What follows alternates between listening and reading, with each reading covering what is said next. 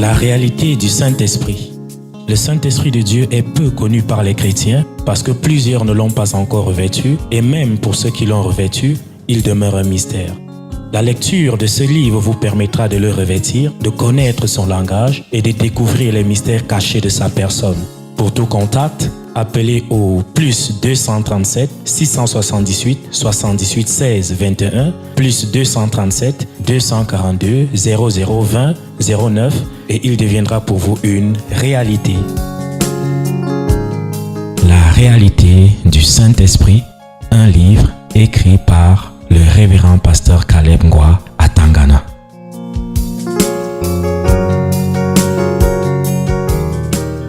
C'est quoi? Tu fais quoi là? Qui es-tu? Il m'adresse à celui-là. Oh, tu connais Kamto? Tu parles à qui? Lui. Qui? Lui. En rouge là? Tu connais Kamto? Hein? Si je le connais. Où? Dans les médias. Tu l'as vu en face? Non. Et si on te dit que bientôt vous allez vous serrer les coudes? Pardon? Comme j'ai dit. Je n'ai pas suivi ce que vous avez dit. C'est ton problème. J'ai dit que et personne ne me fait répéter. Même pas qui. Si tu veux, si la personne veut, il va aller suivre à la radio. Pourquoi tu interpelles le jeune homme là? Tu aimes d'abord qui? La personne qui me pose la question est qui? C'est qui? C'est le pasteur du tabernacle de la liberté. Hein? C'est le pasteur du tabernacle de la liberté. Il s'appelle qui? Il s'appelle Caleb Ngwa à Tangana. Ngwa qui? Ok. Dis.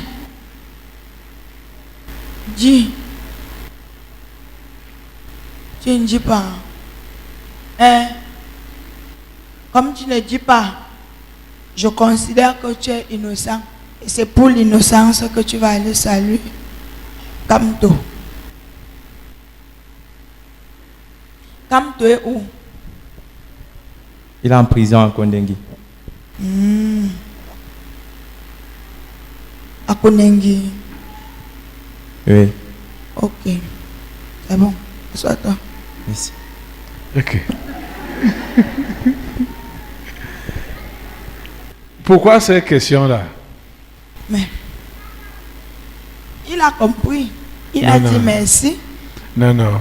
Il n'a rien compris. C'est toi qui dis. Tu seras son avocat.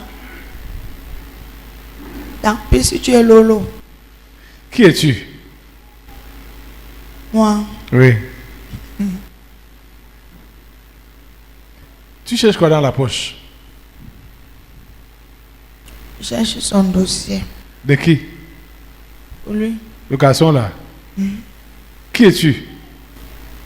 Je suis le juste juge. Et tu mets les dossiers des gens dans la poche? Mais oui. Tu n'as pas de tiroir, d'armoire? C'est mon tiroir. Ok.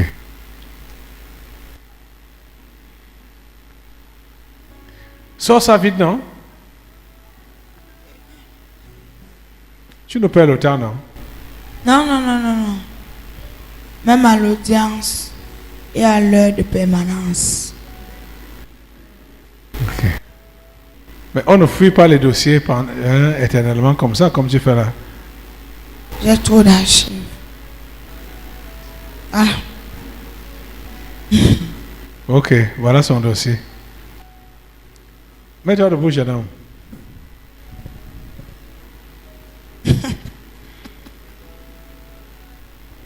Vas-y, ouvre. Lis. Je veux que lui-même ignore ce qu'il a fait. Lis.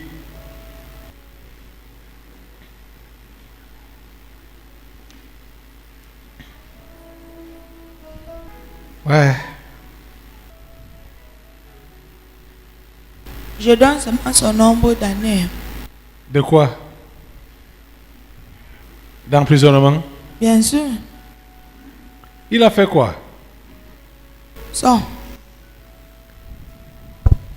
Comme tu viens de dire ce que tu as fait. Ok.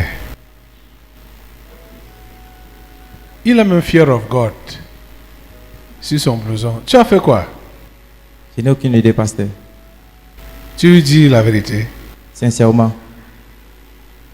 Et le juge là te condamne. Ta sentence est prononcée. Comment est ta vie? Tu es impliqué dans les choses louches? Affirmatif, pasteur. Dis donc, tu as fait quoi? Il y a de cela un an que je suis arrivé au Cameroun. Parce que j'étais à Dubaï. J'ai fait pratiquement... Je suis allé à Dubaï. J'ai obtenu un visa emploi à Dubaï. Je suis allé là-bas, j'ai fait pratiquement 1 an, 8 mois. Une fois là-bas, c'est vrai, l'entreprise dans laquelle j'ai travaillé, ça marchait. Il fallait revenir renouveler mon contrat. Ils m'ont donné 2 hypothèses. Soit c'était en décembre. Ils m'ont demandé si je pouvais aller dans un pays voisin, refaire le visa et revenir, soit venir au Cameroun, dans mon pays, et profiter, fêter Noël avec ma famille. Ils m'ont laissé le temps de réfléchir, quoi. Après cela, j'ai dit, bon, comme c'est Noël, je profite aussi de l'occasion pour voir ma famille parce que ça faisait pratiquement 2 ans qu'on ne s'était plus vu. Je suis donc arrivé ici. C'est vrai que là-bas, les conditions de vie étaient vraiment difficiles. Je suis arrivé ici, j'ai causé avec mes parents. Je leur ai dit, papa, moi, je ne peux plus rentrer là-bas parce que c'est difficile. Je travaille. J'ai fait 1 an, 8 mois là-bas, mais on m'a payé pratiquement 1 an, 6 mois. Et je touchais dans les 250 000. C'était 250 000 le mois. 250 000 au mois. Et je faisais un virement ici. C'est ma grande soeur qui gérait mon compte. Je suis donc rentré ici, j'ai décidé de ne plus retourner. J'ai déposé les dossiers dans les entreprises si on ne m'a pas recruté. Bon, ça m'a un peu fait mal. Après ça, j'ai dit, mais je suis quand même un battant, je ne peux pas rester ainsi. J'ai acheté une moto. Je me suis mis à faire la moto. J'ai fait la moto presque 8 mois encore. Et je faisais la ligne Damas Cité U. Mais j'étais poli. La ligne Damas Cité U. Ok. Et un bon matin, un monsieur est venu. Moi, j'étais placé à la station Tradex. Il est venu. Il m'a dit, laisse-moi au génie militaire. Laisse-moi. Au génie militaire. Il a dit, il n'y a pas de souci. Il est monté. Je l'ai amené. C'est comme ça. Chaque matin, je portais ce monsieur. Chaque matin, je portais ce monsieur. Je l'ai porté pratiquement du début. Quand j'ai commencé à faire la moto, on s'est rencontrés jusqu'à. Voilà comment je me suis familiarisé avec le monsieur. D'autant plus que quand je faisais la moto, j'étais relax. Il m'a dit c'est comment je partageais les choses avec lui. Il a pris mon contact. Il a dit si j'ai besoin des courses, je vais t'appeler. J'ai dit d'accord, il n'y a pas de problème. C'est ainsi que j'ai travaillé. Une idée m'est encore venue en tête que je vais voyager. Voilà donc, j'ai vendu ma moto. Je louais une maison. J'ai vendu aussi les ustensiles. Je suis resté avec mon lit, ma bouteille à gaz, ma télé, tout est console. Parce que je voulais laisser ça à ma famille avant de repartir. Voilà donc j'ai eu un petit souci d'argent. Je suis allé avec ce monsieur, donc je l'ai connu tous les temps. Je le portais, je l'ai amené au génie militaire. Je lui ai posé mon problème. Monsieur, voilà, je suis en train de vouloir voyager, mais j'ai un souci d'argent. Il m'a dit, tu vas où? Je lui ai dit. Il m'a dit, tu as déjà payé le billet. Que tu allais où?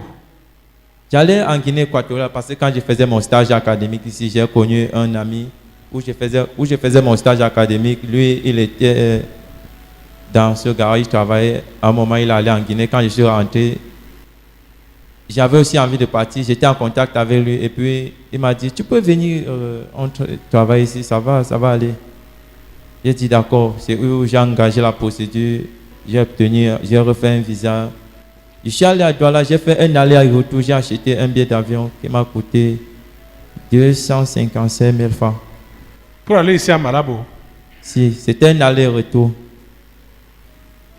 Et mon aller-retour, c'était juste pour aller trouver le job et ne plus revenir. C'est où j'ai présenté le projet au monsieur, il m'a dit, mais si tu m'avais dit cela au début, je n'aurais pas dû te laisser aller acheter le billet d'avion. Mais qu'à cela ne tienne, il n'y a pas de souci. Mais je vais te dire, tout ce que tu es en train d'aller chercher dehors, c'est pas bon. Il faut rester dans ton pays. Il m'a posé tant de questions, j'ai accepté. J'ai compris, bon, il était pour moi. En ce moment, il m'a conseillé, il m'a amené sur le droit chemin. Il m'a dit, bon, tu peux aller réfléchir, il n'y a pas de problème. Moi, je ne te force pas. Si tu veux voyager, il faut voyager. Mais je t'ai déjà dit, s'il faut que je te donne un peu d'argent pour que tu voyages, si c'est l'argent là que tu attends de moi pour voyager, moi, je ne peux pas te donner. Il lui a dit, d'accord, il n'y a pas de souci. C'est donc je rentre chez moi, je me couche. Je dis, bon, je n'ai plus fait part de cela à mes parents, d'autant plus que mes parents savaient que je devais voyager. Et j'avais acheté le billet d'avion un mercredi, je devais voyager dimanche. Voilà donc, comme ça, je rentre. Ma maman était ici chez ma grande soeur qui avait accouché, elle était venue voir l'enfant. Donc, où je lui ai dit, maman, moi, je ne vais plus voyager. Elle me dit, mais qu'est-ce qui se passe? Pourquoi tu prends cette résolution? Moi, je lui ai dit, non, moi, j'ai plus envie de voyager, d'autant plus que ça ne me vient plus en tête. Elle a dit, ok, si c'est ta décision, ça va. J'ai dû donc appeler ce monsieur, je lui ai dit, je ne veux pas vraiment voyager, d'autant plus que les conditions sont toujours difficiles à l'extérieur. Mieux vaut être chez soi que d'être un esclave ailleurs. C'est comme ça que je me retrouve. J'ai fait pratiquement 2 mois à la maison.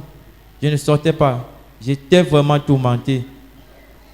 Donc, je n'avais plus rien, je ne faisais plus rien. J'étais moi couché à la maison, j'ai visionné. Bon, ces 2 mois, je ne sais pas comment moi j'ai fait pour survivre.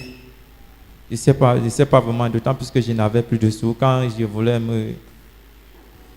Et tu n'es pas allé remettre le billet là pour qu'on Non, te je ne rembourse? pouvais pas remettre, d'autant plus que je n'avais pas réservé, mais je l'avais déjà acheté. Je n'avais pas consigné, j'avais déjà acheté le billet. Donc, il n'y avait plus de remboursement à faire. On pouvait te rembourser. Puisque donc, tu n'as pas voyagé, on allait te rembourser, mais pas la totalité. c'est ainsi que j'ai fait pratiquement 2 mois à la maison. C'était en quelle année? C'était tout récemment. Ça fait pas pratiquement. Ça fait pas. J'ai acheté le billet en mai. Ah. Si. Il y a seulement 4 mois là. Oui, j'avais acheté le billet en mai. Si je ne me trompe pas, c'était. Tu as encore le billet là? Si, j'ai le billet à la maison pasteur. Il faut aller remettre ça. Et c'est ainsi que j'avais mal. Je supportais, je disais, mais je suis quand même un homme, je vais supporter, même si ça me fait mal n'importe comment, je vais supporter. C'est ainsi que tous les temps, quand ça n'allait pas, j'appelais monsieur et dit, comme vous voyez, c'est vraiment dur pour moi. Il me disait, bon. Qu'est-ce qui s'est donc passé? Et voilà, mais jusqu'à présent, c'est la suite de l'histoire que je vous raconte ici, pasteur. Et je restais à la maison, il m'a dit, tu es chrétien? Je lui ai dit, bon, je ne vais pas quand même à l'église, mais je lis souvent la Bible. Il m'a dit, il faut avoir la foi, il faut lire la Bible, il faut apprendre à connaître Jésus. Je lui ai dit, ok. Il m'a demandé si je connais le tabernacle de la liberté. Je lui ai dit non. Il m'a dit, mais ça ne gêne pas, tu peux commencer par écouter la radio 99.0. C'est ainsi que j'ai commencé à me cultiver. Un jeudi, je suis arrivé ici, il était presque 19h, la porte était fermée, on m'a dit que je ne pouvais pas rentrer. Je suis rentré dimanche, c'est ainsi que j'ai commencé. Quand je venais à l'église, parce que moi j'ai un BTS à maintenance automobile, je suis mécanicien. C'est comme ça que j'ai commencé à venir ici. Il m'a dit, bon, comme tu es mécanicien, je vais te montrer quelqu'un, je vais t'amener chez quelqu'un, tu vas aller là-bas travailler. Que de rester à la maison. J'ai dit, il n'y a pas de souci, c'est toujours une solution. C'est ainsi qu'il m'a amené chez tonton Christophe, ici à Damas. Donc c'est là-bas que j'ai commencé aussi à travailler et puis je me suis impliqué vraiment et j'ai décidé de donner ma vie en Jésus. J'ai dit, ça ne fait rien. Tant que le moment de Dieu n'a pas encore sonné, que tu sois riche ou pas, il va te ramener en bas. Et tant que tu n'as pas la foi, tu ne pourras pas vraiment grandir. Et j'ai décidé de suivre ce chemin-là. Bon, quel est donc le rapport avec ta condamnation? Je ne sais pas vraiment, pasteur. Je t'ai posé la question de savoir si tu as été engagé dans les choses louches. Et tu as dit oui. Je crois que c'est l'histoire de cette affaire-là que tu voulais nous raconter. Pourquoi tu le condamnes? Repose-lui la question. Est-ce que tu es engagé dans une histoire louche? Je ne pense pas, pasteur. Je ne pense pas vraiment. Pourquoi tu le condamnes? Voilà sa réponse. Pourquoi tu le condamnes? Hein? Tu ne peux pas t'engager dans les choses entre parenthèses de Dieu. Alors qu'il y a une grosse plainte contre toi. Qui se plaint contre lui? Et donc tu dois faire la prison. Qui se plaint contre lui? Il connaît. Qui t'a porté plainte? Personne, pasteur. Mais lui, il dit qu'il ne connaît pas. Avance, le temps passe. Qui avance, lui ou moi ou toi? Okay. C'est toi qui l'as interpellé. Il n'est pas venu ici sachant qu'il y a un dossier qui le concerne. C'est toi qui as sorti le dossier. Lis ce qui est dans le dossier. Hein? Qui lui a porté plainte? Pour quel motif? Toi, tu veux seulement prononcer la condamnation. Mais bien sûr, c'est mon rôle. C'est mon rôle. Je suis le juste juge. Qui lui porte plainte? Il a fait quoi? De tout ce que tu as vendu là, qu'est-ce qui t'appartenait? Pardon. De tout ce que tu as vendu, qu'est-ce qui t'appartenait? Je pense presque tout m'appartenait, pasteur. Comment tu as fait pour avoir tout ça? Quand je faisais mon stage académique, c'était au niveau de Ngouakele.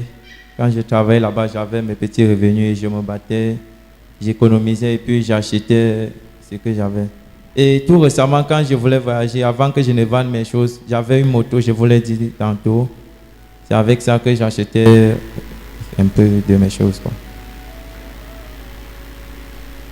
Il n'est pas sérieux. Hein? Il n'est pas sérieux. Il n'est pas sérieux. Je vais revenir. Va réfléchir. Je te donne rendez-vous dimanche. Parce qu'il y a 2 autres qui sont dans la salle.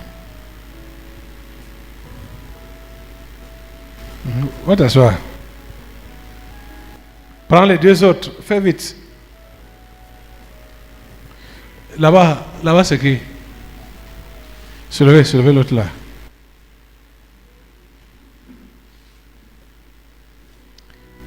Qui es-tu? Nous sommes le renfort enférique. Le renfort? Enférique. Vous êtes venu renforcer qui? Lève-toi, tu pars chercher les autres. Nous allons en Colombie. Soulevez ça. Vous avez? Nous allons en Colombie. Vous partez en Colombie. Pour chercher quoi là-bas? C'est eux qui nous ont invoqués.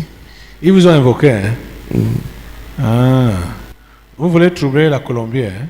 Non. Vous êtes constitué de quoi?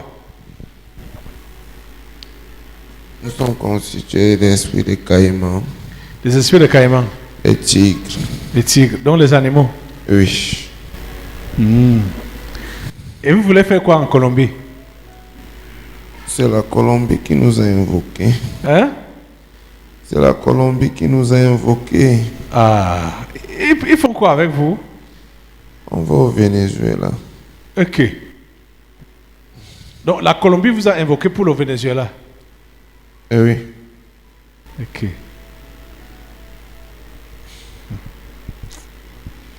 Je vous attache ces bêtes, la première à la dernière, de la tête aux pieds, et je vous coupe les têtes du premier au dernier, au nom puissant de Jésus.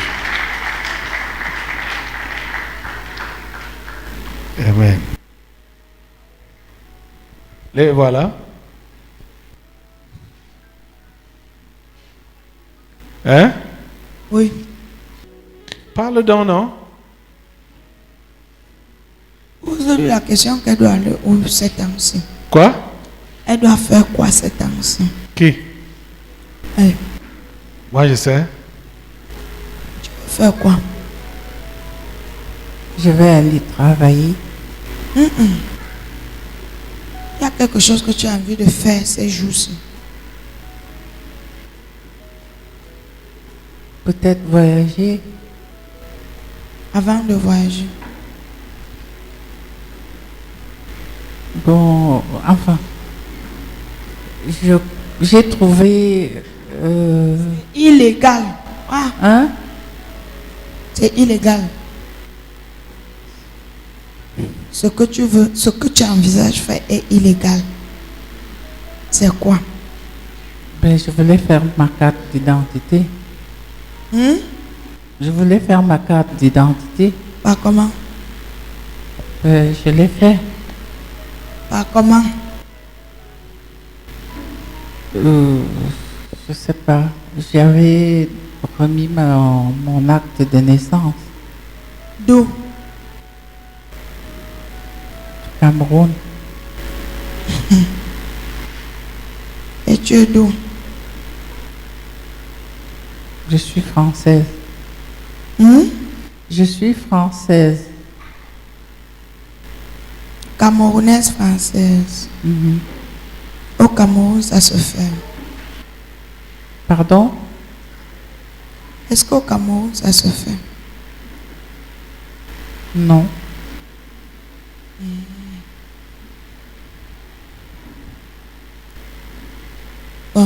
Bonsoir. Bonsoir. Comment tu vas?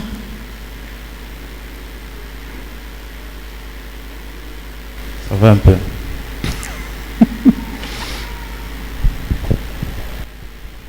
Qu'est-ce qui s'est passé? Je ne sais pas. Où? Je ne sais pas. Tu sors d'où? Pardon? Tu sors d'où? Mon village ou bien je ne sais pas où je réside. Oui. Mon village. Je suis de Lolodorf. Plus précisément à Samal, 25 km de Lolodorf. Qu'est-ce qui s'est passé? Moi, je ne peux pas savoir. Je suis d'une famille polygamique. Mon père avait 4 femmes. Ma mère était la 3e. Ma mère a fait 2 enfants, mon grand frère et moi. Je ne sais pas précisément ce que vous voulez savoir. Quelles sont les gaffes qui se sont produites chez vous? Dans la famille ou au village, je ne sais pas. Dans la famille. Donc tu es impliqué. Tu sais Il quoi? était impliqué dans les gaffes là? Oui. Tu sais quoi? Non. Celui-ci. Tu comprends, non? Le premier que tu as appelé là? Son cas est physique. Il va faire la prison physique. Et beaucoup d'autres, ils sont prisonniers, quoique libres. Tu comprends? J'ai compris. Voilà. C'est le cas des 2 gens-ci. Ils sont prisonniers, quoique libres. Oui. Et celle-ci-là, si elle blague, elle peut faire aussi la prison physique. Ça m'étonne que elle est venue ici, elle suit tout ce qui s'enseigne, elle s'engage dans le faux délibérément. sans reculer. Bien. Hein? Je n'ai pas fait ça cette année-ci. J'ai fait ça il y a 3 ans. Donc, je croyais qu'il y avait une possibilité. Bon, si ça ne vaut pas la peine, je vais annuler.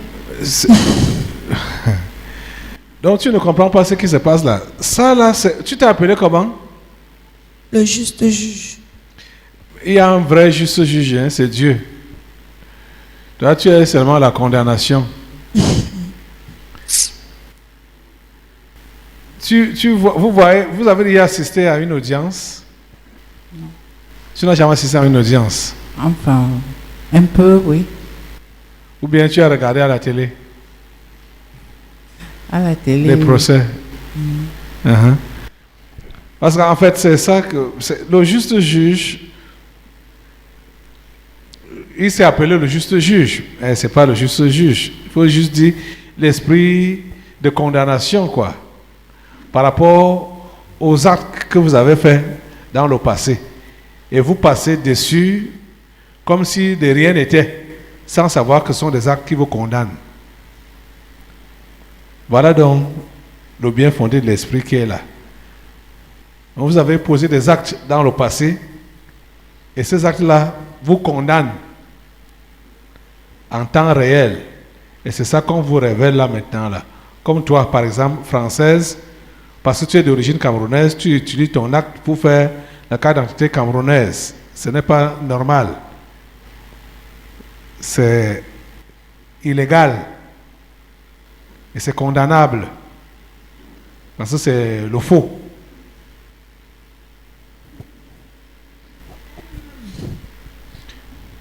Elle est censée ignorer que de tous les pays du monde entier, il n'y a que le Cameroun qui n'admet pas la double nationalité. Le Cameroun est unique. Elle le sait ou elle ne le sait pas. Soit tu es Camerounais, tu vis au Cameroun comme Camerounais, ou tu vis à l'étranger comme Camerounais, ou alors tu es étranger, tu vis au Cameroun comme étranger, ou alors tu changes ta nationalité pour devenir Camerounais. Pas double nationalité. Bon, je suis d'accord sur tout ce que vous dites. Mais je ne suis pas devenue française. Je suis devenue française suite à une grave maladie. Donc, je ne me suis pas engagée à devenir française parce que je voulais. Mais tu es française, non? Mais si. Oui, c'est ça. Si tu es devenue française, tu n'es plus camerounaise. Donc, abandonne ce que tu as fait là. J'ai essayé, mais ça n'a pas marché. Mais ton cœur est dedans.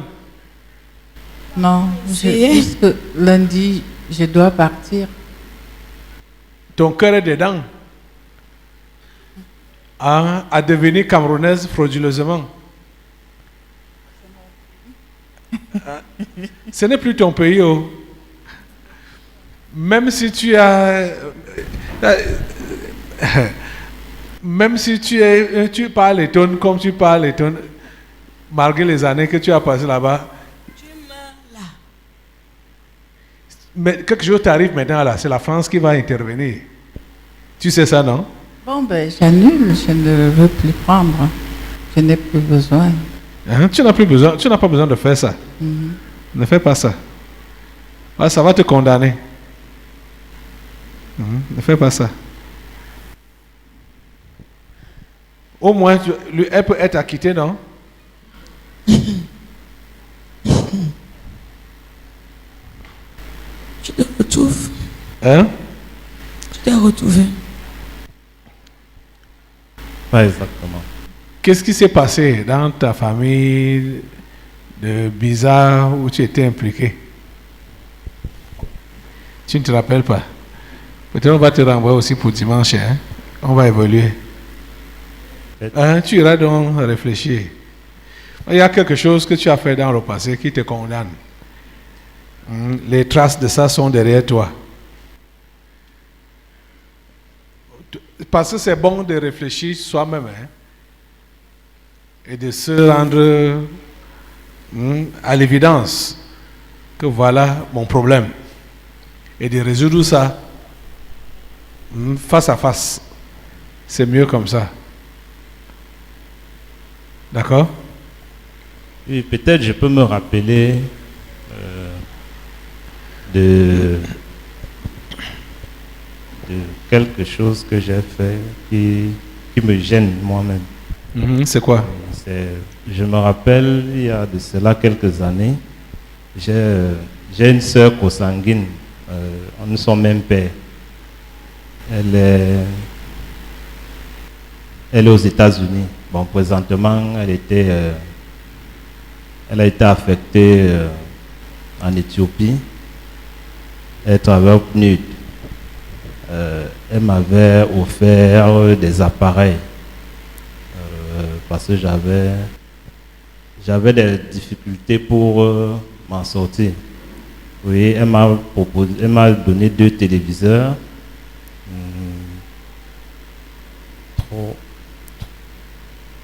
4 PlayStation 3 et des clés USB et quelques accessoires. Oui. Bon, elle m'avait demandé de prendre un téléviseur pour moi-même, de vendre pour pouvoir d'abord résoudre les problèmes, parce que j'avais les problèmes de loyer. Et bien après, ce qui s'est passé, c'est que j'ai eu à vendre les 2 téléviseurs, même celui qui ne m'appartenait pas, parce que il y a un téléviseur qu'elle avait dit qui était pour moi en fait, qui me revenait, et l'autre, je devais vendre et lui restituer de l'argent. Et je ne l'ai pas fait. Donc tu as vendu? Oui, j'ai vendu. Tu ne lui as pas donné l'argent? Je ne lui ai pas donné l'argent, oui. Et aussi, il y a aussi une PlayStation que j'ai eu à vendre. Une PlayStation 3, oui, que j'ai eu à vendre. Sans lui remettre l'argent? Oui, sans lui remettre l'argent. Bon, et les autres appareils, les autres PlayStation qui sont restés étaient en panne, sont tombés en panne en fait. Oui, et j'ai essayé de dépanner, ça n'a pas marché. Bon, après, quand on se voyait, bon, je l'évitais quoi. Je l'évitais parce que je savais que je n'avais pas respecté ce qu'on s'était dit. Donc toi, ça te condamne? Oui, parce que depuis, ça me ronge. Bon, j'ai essayé de lui quand j'avais un téléphone Android, on communiquait. Bon, depuis 7 ans, tous 7 ans, je n'en ai pas. Donc, du coup, tu lui as jamais confessé ça? Je ne lui ai jamais confessé parce que je me rappelle dernièrement, ma maman m'a dit qu'elle m'a demandé. Ici à Yaoundé, tu vis où? Je vis à Mendon, ici à Mendon. Oui. Et c'est ça, juge? Hein? Jamais. Ah. Où est ton fils là? Tu parles à qui? Toi? Tu demandes qui? Il y a quelqu'un qui s'assoit souvent ici.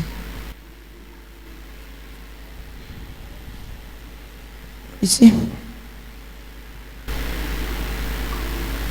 Ici. Ici. Sur la chaise ici? Oui. À certaines occasions. Pendant les séminaires? Il est où? Je crois qu'il allait faire la réunion avec nous aujourd'hui.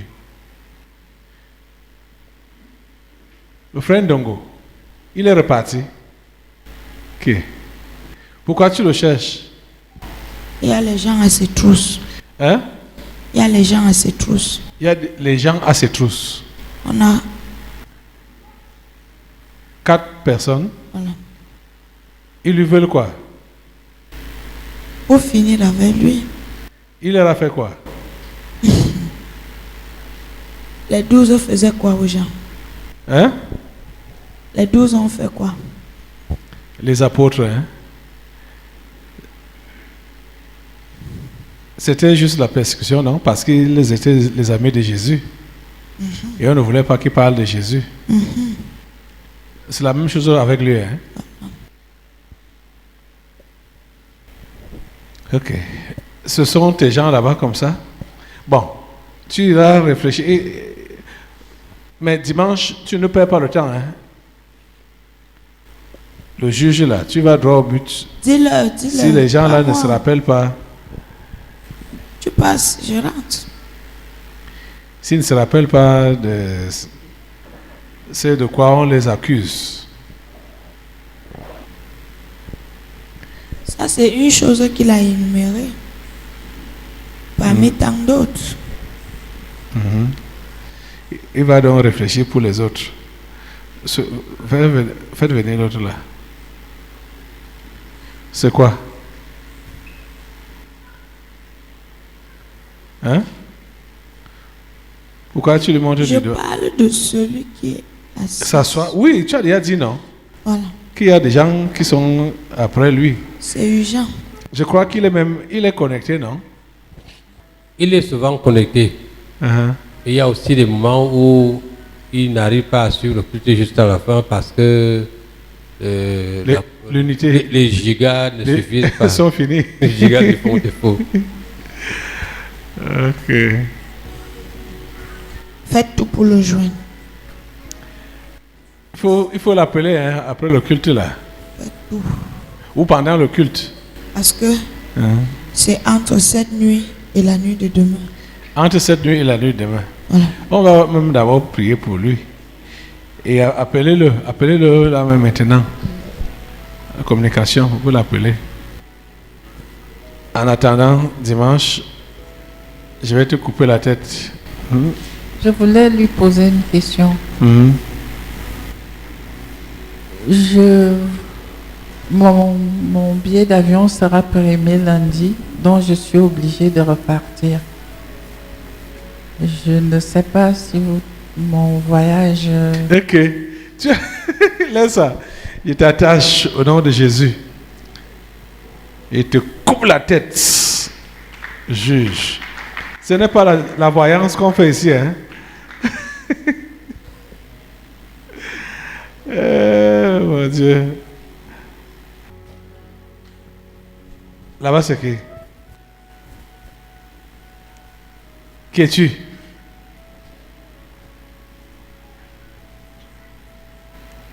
Qui es-tu? Je suis l'œil. L'œil? Eh oui. Quel œil? Caméra. Hein? La caméra. Quel œil? La caméra. La caméra? Eh oui. De quoi? Ou de qui?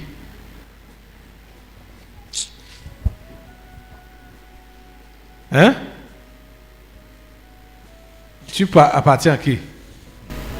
Le président rwandais. Président? Rwandais. Ah. Pour détecter tous les Rwandais qui sont en exil? Eh oui. Ok.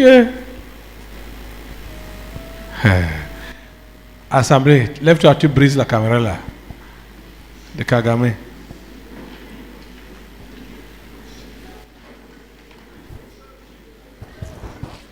Brise la caméra là.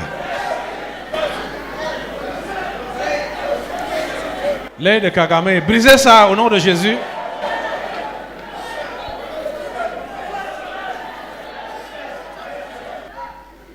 Couvrez tous les Rwandais avec le sang de Jésus, tous les réfugiés rwandais, où qu'ils soient